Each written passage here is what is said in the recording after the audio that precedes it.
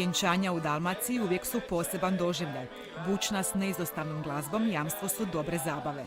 Jeste li došli ovamo bez prisile, da slobodno i posve svjesno sklopite ženidbu? Da.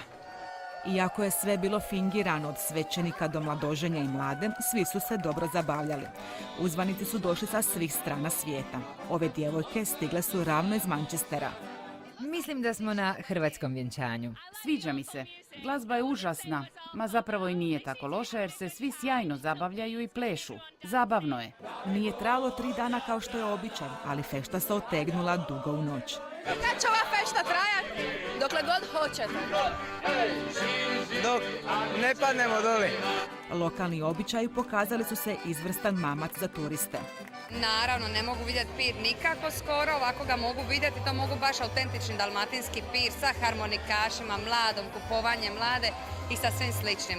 Ja se nadam da će turisti to prepoznati i da će se spojiti u našu povorku, svatove i biti dio ovoga. Vatreno vjenčanje proteklo je u odličnom raspoloženju, pa organizator najavljuje još ovakvih događaja.